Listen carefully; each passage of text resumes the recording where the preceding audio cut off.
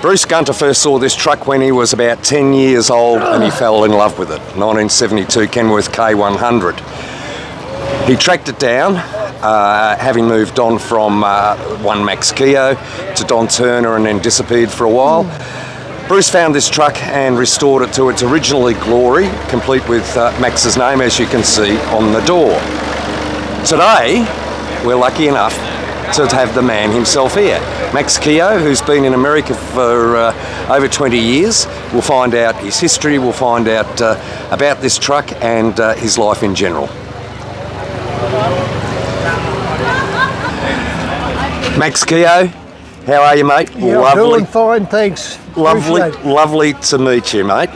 I don't know if you heard, I was just happened to be walking past and one of your mates said, here is a bloke you've got to talk to. All right, he's got a story to tell. And the truck behind us is part of that story. And but let's go back to the start. Tell me about your life, my friend. You started off... born and bred in a little place called Glenuffer, which is about 6 miles north. It was a dairy farming area. My ancestors were the second family to come to that valley. That's where I was born and bred, dairy farming. It was what we did. That was about 6 miles, as I say, north of Bellingen, inland from Coffs Harbour. That's where it all started. My father, I had the family farm, but he was also used to have the cream run, as they called it. That was picking up cans of cream, 6, 8 and 10 gallon cans, take to the butter factory at Raleigh on the Pacific Highway, and his first truck was a 1920 International, and his last one was an International also. All of them were. He had 6 in a row, I think. The last one was during the Second World War type International truck, a KB5 possibly. Right. And that was your incentive to get into trucking? I think that was in the blood from those very early days. We come to Sydney at the end of 47, Mount Colah for 2 years. Dad bought land and built a house in Bellevue Street, Thornley, just a little down from Hornsby. And I still have that house, and that's where I am living now. Right. Bought into trucking, of course. I did my national service in the Army, 3rd Intake 55, Holsworthy, 12 National Service Training Battalion. I'd already joined up with as a regimental cadet with the 17-18 Battalion that was at Chatswood at the time.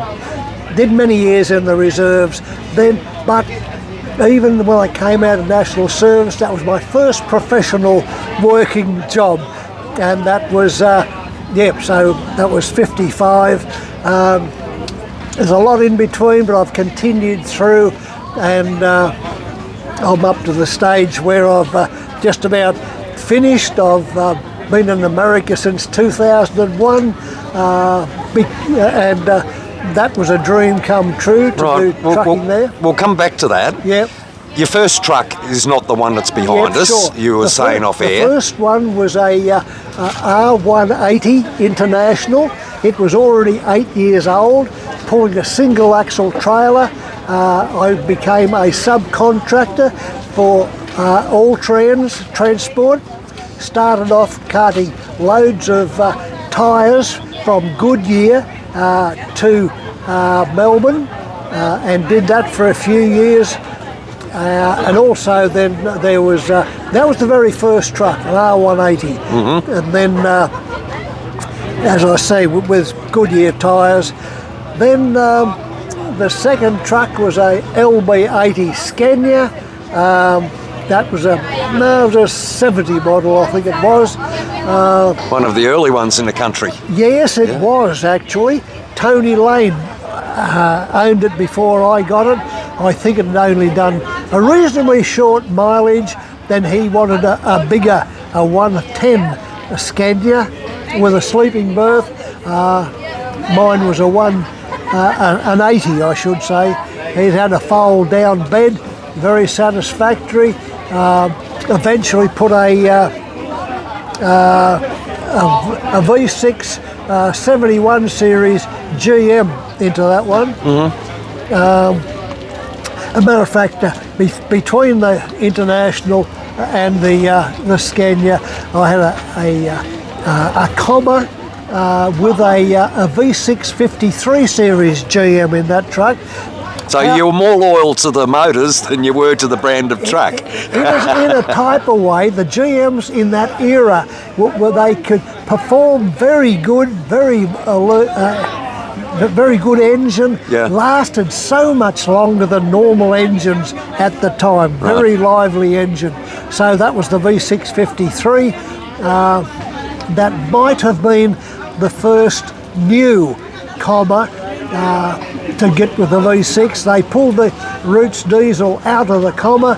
The truck went to hardboard diesels. That was where they had the GM engines, Harbord Street, Granville. Detroit Engine and Tool Company, they fitted the V6 53 into that. Power to weight ratio was extremely good, pulling a single axle trailer. Continued doing the same sort of work with actually that was all trans as a subcontractor.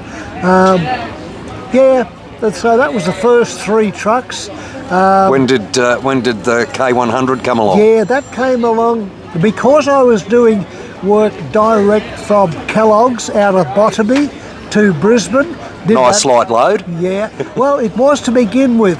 Then gradually the products changed to mueslis and all the other heavier ones.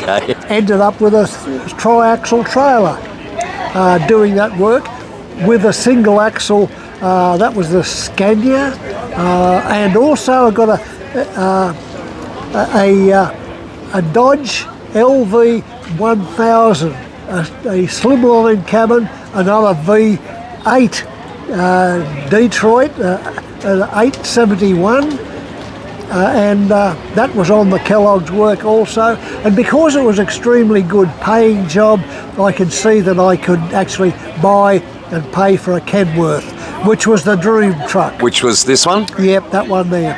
And so that came along, and yes, it was one of, not the earliest. It had the aluminium wheels, made it as light as possible. Then that was on Kellogg's work. That was successful. Then changed over for the last 12 years. There was 14 years, say, with Kellogg's, and that would have made it about 92. Then I had another 12 years at least with that was hauling water pipes out of Yonora for Turner's Transport. Did that for about 12 years. Now the actual Kenworth came along, very wonderful truck. It stood out a little bit because it was one of the early ones to have aluminium wheels and a few little things about it. And a pretty cool paint job. Yeah, and that was the design, and up on the airfoil, because they were very high loads, the Kellogg's products. We had an airfoil. My brother suggested putting something on it, and he came up with the idea of the key over the O, which was my mum and dad's. Excuse me. Bless you. My mum and dad's brand for the cattle on the farm up at Glen Effa. And all I did was just put the Max on top of that. So that airfoil stood out particularly well. It was my brother's idea to do that. And then on occasions we would come down to, I'd play cricket. I played cricket all my life, up till about 40 odd.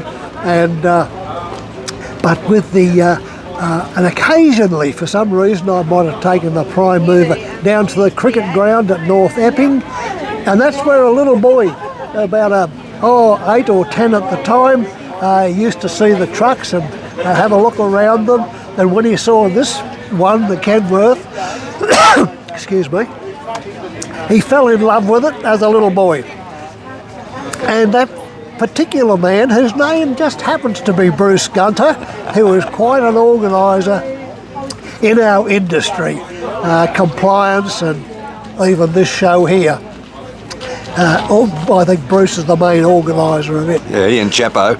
Yep, anyhow, so the truck disappeared after I finished with it, very close to the year 2000. Don Turner bought it off me, still doing the pipes. Many years later, Bruce contacted me when I was in America working, and I came back, visited him, and then he had a much desire to actually trace this truck down and actually restore it. And that's what Bruce did. He found it and helped him get it, I suppose, in one way. And then, but he put 9 years work into this K100 Kenworth. And it shows. It's a beautiful looking specimen. He was fastidious to detail for it. For instance, I had put an 18-speed gearbox into it much later, and when he was doing the job on it, he converted back to the original 13-speed. And Bruce, over a period of 9 years, he fully restored it to like looking absolutely brand new. He was fastidious in the finest details, the blues, the actual design of the layout, and he left my name on the doors and up on the airfoil. Which is a lovely ode to yourself. Yeah, so he did a bag, and I was coming back to Australia at about that time, probably November, and in recognition, Bruce said that he would have it ready to come into the truck show out here, the Kenworth Equipment Show. I think that was 3 years ago. And he said that he would have it, and because of that, I came out a couple of months early in recognition to Bruce and what he had done to restore this truck to absolutely perfect condition in appearance and mechanically also, because he had the engine done up and the gearbox. But as I say, with some of his friends who contributed mechanically and electrically with the wiring and so forth, and some very good friends helped also. But it was his desire to make it absolutely like it was when it was brand new. And I come out those couple of months early, and it was You must have been blown away when you saw it again. Yeah, he had sent me over pictures to keep me up to date with it, but I was actually with my Gavin, my nephew, who was in the trucking industry and has been all his life.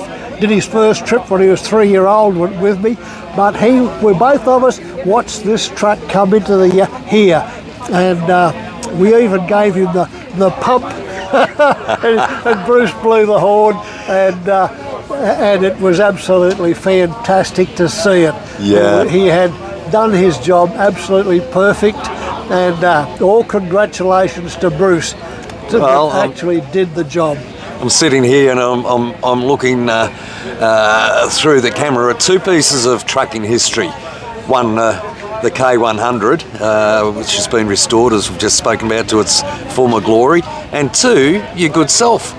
Mate, I can't let you go without asking what took you to America. I went across to... I had been to the States as a tourist only a couple of times, but then with Don Turner, who I work with, Turner's Transport, hauling ductile iron pipes, cement lined, heavy duty, all over Australia. With Don Turner, had a group of owner-operators, owner-drivers, that doing that work out of Yonora, tube makers, Yonora. They went all over the country, and certainly went all over the country here with doing that work, and with me nephew Gavin. Then Don and his wife, Elin, was going to America. He asked us to come along. There was another couple out of Victoria. Gavin and myself went with Don and his wife, and at a truck show over there, they have recruiters. Once again, a huge population in America. Yes. Probably 340 million now. So anything, when you start talking about over there, there's big numbers. So this big truck show in Las Vegas, they had recruiters, and I talked to a couple of them, curiosity, and one of them said, oh, we have 1 or 2 Australians working with us. That was Swift Transport. And as soon as he said that, I thought, well, if they have done it, I have a chance too. So I just pursued that, and there was an advertisement in one of our local papers. So this was a change is as good as a holiday. Oh, yeah. And as soon as they said that, then I found advertisement in the Land newspaper saying truckers for USA. Annette Carpenter was the organiser of that, and she was able to do temporary work visas for many Australian and New Zealand drivers, and I was one of a group that went to America in 2001. We went to Cannon Express, the old Civil War cannon on the side of their trailers. There for 2 years, had to leave because temporary work visa. A little later, possibly 12 months or more, had the opportunity to go to L.W. Miller in Logan, Utah, and I stayed with them then. I started there in 2005, so 20 years ago. I actually stopped driving in about 2 years ago, and but it was a dream come true to live, work there. The last 8 years I became an owner-operator with that same transport company. Okay. And Now, can I ask you a secret, not for publication, if you don't mind? Yep. How old are you, mate? 89. That's what I was told, but the way you've been talking, I thought, he can't be. you only gave up a couple of years ago. Because I had to, because you were 87. No, because the company actually sold out the refrigeration division. Right. Otherwise, I think I'd be still going up and down the highway. So, 'cause you were in your 60s when you went there. I was 2 months off 65. Right, so it would have been quite the adventure for you, wouldn't it? Tremendous. I thought it would never, a truck driver to work in America, I thought it'd be impossible. They want scientists and doctors, all sorts of high-profile people.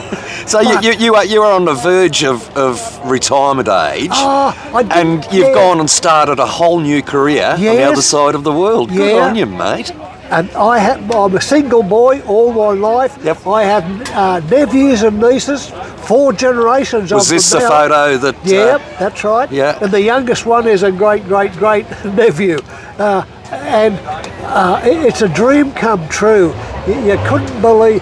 And one reason I've got to stress why I was able to keep going, my last trip I did when I was 86 as an owner-driver over there, and then the company sold out the refrigeration division. Once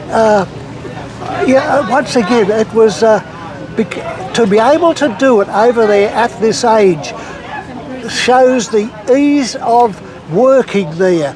These days, nearly every trailer, I say nearly, there's always exceptions and they have joint combinations, but generally a tandem trailer is what they pull with a bogie drive trucks. All conventional trucks too. The engine out the front, right. The living area is fantastic. But they pull double trailers, do they? No. Now they do in some areas, but in general, one trailer with 2 axles on the trailer. Mm-hmm. So you can just add all refrigerated with that last company. Are the distances you'd travel similar to here or further? It is in a way. Shorter trips. The big difference is with that huge population, physically, geographically, the size of the lower 48, very similar to the square miles of Australia, very similar. The difference is we have huge, a desert type of country in the middle, in West Australia. Over there, they can literally live anywhere because of the conditions. So the population is spread across the country, so you wouldn't be travelling so far for your next drop-off. Absolutely, everywhere people live. Yep. And I just say an example of, America can do, as they call it, southwest dry country, not too much rain at all. We would say here, would not feed a bandicoot. But I've got to say this about Americans. So what do? They bring in the water. There is a river there, but they start doing like with the irrigation and bring in electricity. There's Phoenix, Arizona, out of nothing. That's the difference. They're able to do these things. And numbers of population would no doubt help in that regard too. Make it viable when you have that. And out of that area, which is would have been very dry country once, no doubt about that. But agriculture, there's cheese factories there. They grow enormous amounts of cow fodder, because in particular that would go to California, where they have. When I say dairy farming, it's concentrated. They have herds. They say the ideal is about 7,000 in a herd, and some companies will have a few of these herds even. But the amount of cheese or dairy products that come out of California, absolutely enormous. Same with produce, and it's almost one of the bread baskets of the US, and the only reason that I can keep on driving until to that age is the fact that there's no physical work. All you do is operate the truck, be on time, pick up deliveries, do everything spot on with that. But there's no physical work. Right. Open and close a door at the back of the trailer, back onto a dock, that's it. They don't even want you to lift or do anything. Right. So physically, extremely easy. But you just got to do the job to the best of your ability. Right. Their gear is relatively low powered compared to some of the stuff we have here, certainly compared to the European trucks. Yes, exactly. And with dimensions and regulations, they don't have the restricted lengths like we have here. Our trailers over there, 50-foot, 3-foot trailers, either dry, refrigerated or what. And with whatever you like on the front as a prime mover. Yes. We've all seen the pictures. All of the prime movers over there, and they call them tractor trucks. Yep. They are tandem drive, bogie drives, and but they're all conventional. The engine's out the front, the living area, sure, the driver's seat and the other one. Then behind that, 2 beds, the refrigerator, and that bed, mattress 4-piece. You slip them to the side and the base in the middle, you can pull it out, clunk it in, it is a solid table. You can put 2 adults each side of it. And besides, as I say, refrigerator, cupboards and drawers. It's a wonderful living quarter. And once again, because of the big population, truck stops. You can literally stay out for months and months, many months, no problem. The truck stops are so enormous, and the conveniences, they have showers, which every time a person uses a shower, it's cleaned before the next person. Wow. And they have laundries, they have the washing machines and the dryers, and then they might have a TV room. They have things that you can purchase there for the trucking, even trucking clothing and many other little things needed on the road besides food. Once again, because of this huge population, they can support these things. Yes. So the truck stops are absolutely enormous. The biggest one, the I-80 in Iowa, it is, they say it's about 800 truck parking positions there. Pardon me. Servicing, fueling, tyres, all that can be done at these places. Once again, because of this big population, they can support these enormous things. So there's truck stops everywhere. Do you miss it now you're back here in Australia? Yes, I do. As a matter of fact, that truck, the company, L.W. Miller, sold out the refrigeration division almost 3 years ago now. It was when I was here, I was notified, as every other driver was, that that division had been sold off to Prime Transport, a much bigger organisation, trucking. And I do miss it. It took I didn't want to stop, really. In the back of my mind, I thought it would be nice to keep doing this when I turn 90. Over there, just to annoy my family here, I say in the big country, and I also say no discrimination, just to stir them up a bit. But in actual fact, every driver of a large commercial, say semi-trailers, they have to do a medical a certificate every 2 years. You must do that, and regardless of age, you know, I still have my license over there for semi-trailers, and as long as I keep doing the medical every 2 years, I'll maintain that. It doesn't matter regardless of age. So you could go back and drive again? Oh yes, as far as that goes. Well, the photo I saw being taken of you with the family mode, I don't think they want you to go. They seem to be very happy to have you back here in Australia. Yes, look, I'm very fortunate. As I say, generations now of nephews and nieces and cousins. I have a cousin, Joy, down at Mossman, turned 100 last year, a wonderful cousin. Good genes in that family. Oh yeah, I have another cousin up in Lismore, Thelma, and she is 10 years older than me. Joy was 12 years older. And they're special ladies in my life in that regard, to have cousins. And I have many other cousins down here. I was talking to another one just the other day. But yeah, so I'm very, very fortunate with family. As I say, I've always been a single boy, but generations of nephews, nieces, cousins. I'm very, very fortunate. Sounds like it. Just quickly, what brand trucks did you drive over there? Yes. Were they varied or?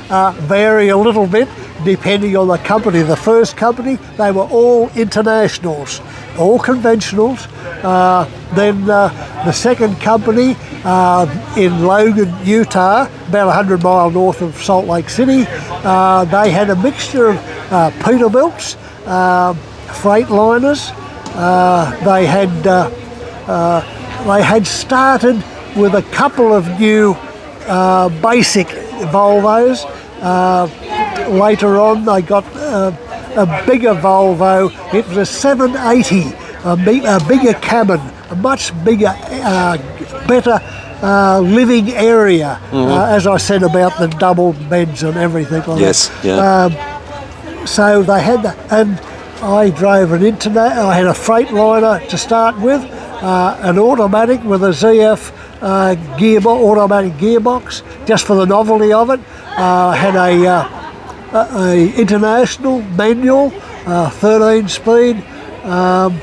The truck that I actually bought, I call it an American Volvo because an ISX Cummins, 550 horsepower, 1,800 pounds-foot of torque. Performs extremely well. You can imagine power to weight ratio in tonnes, even though we're in kilograms here now, but tonnes, it would have been about 37, 38 long tonnes. And so performance-wise, it's fantastic. Did the job. Yeah, and that truck now, because of Miller's solding out the refrigeration division, I find it very personally hard to give it away over there because I enjoyed it so much. I've got to say, a nephew of mine, Christopher Maxwell Keogh, he is 64, going to retire literally in a few months' time. And he said about retiring, he's going to go overseas on a cruise and do the inland passage, say from Seattle up to Alaska. And I said to him, oh, Can I come? no, as a matter of fact, I said, golly, at 65, what are you retiring for? You're only a young pup. Life is just beginning, as you proved. Yes, but he said, that's okay for you because you've lived your dream life over there. And that's exactly what it is. A dream come true to work in America in your profession that you know, trucking, to do that for a little over 20 years, and it has been a dream come true, and now, yes, it looks like it's come to an end now, and I'll be spending my time here in Australia. Now, I've said some wonderful things about over there. Right at this very moment, I'm in Clarendon, near Windsor in New South Wales, western side of Sydney, and it is a Kenworth and machinery truck show. Now, Bruce Gunter is one of the organisers for this Kenworth truck show. Along with Dave Chapman. And look, yes, I've got to say this about Australia and trucking. To see all these Kenworths presented absolutely magic. These beautiful trucks and presented so well, they look magnificent. I've taken many photographs of them, and the trucking in Australia, there's good and bad things, but the actual efficiency and that of the trucking here now, each time I've come back I've seen more axles under trailers, and the common thing, it appears to me, B-doubles, and even on the major highways, two short trailers like road train types, 40-footers I say, and to see so many axles, the tri-axles. Sure, we had those before I left back in the 90s, but that's a normal thing now. Try B-doubles. Yes. And so many, and in some areas, the road trains. My nephew Governor's over West Australia doing road train work over there, and everything is triaxle, and there's road trains running everywhere, so the efficiency and carrying weight. The trucks here are very stronger, I say, and beautifully presented on the highways and in this show. A show like this shows the pride the industry takes. It really is. Look, I was here yesterday, came in today with Gavin, and honestly, the first little crossroad as we came in on the north side up here, Kenworths, of course, everywhere. And I stopped in the middle of that little crossroad and looking at all these beautifully presented trucks. And I turned around and I took photographs of that. And the man walking past, I said to him, it makes you feel honoured to be in an industry this good and these trucks presented so beautifully in this truck show. And I really mean that. So I think some of our regulations personally, I just say personally, I don't know from experience driving here now, because I haven't driven here since about 2000, but some of the regulations I think are very, very tough, and very tough on the drivers, some of them. I've got to repeat myself, I have said other times here that in America, if you don't speed excessively, you don't do anything wrong, the authorities won't grab you along the highway. Okay. You do the right thing and they'll leave you peacefully. I feel here, I could be wrong, I feel here that sometimes with the authorities, we have electronic logbooks here in America, just conform, you do, but I think here, from what I can understand, sometimes the authorities are zealous with drivers here, going back through books and to see if they can find something wrong. Yeah. That is dead set wrong, I believe. I think I heard a little bit earlier, I think Bruce or Chapo, someone said to me they're well over 800 Kenworths here now, Yep. as we're talking. And I think every driver of every one of those Kenworths Right. would 100% agree with your comments in those terms. Okay, and I admire the efficiency and of the trucking in Australia now, pulling so efficient, pulling heavy weights, many axles under the trailers. It is a picture to see them on the highways here. I admire them very, very much. Max, thank you for your time. Congratulations on a life well led and a life well lived. May you have many more fruitful years in front of you, and given the sound of how old your cousins have got to, but you've got another 20 or 30 years in you. With a lot of luck. Yeah, I'm very fortunate. Mate, thank you so much for your time. Appreciate it. It's been great to talk to you. Thank you very much. And another little piece of trucking history preserved. Yeah, okay. Good on you, my friend. Thank you very much. Cheers. You'll never know what does go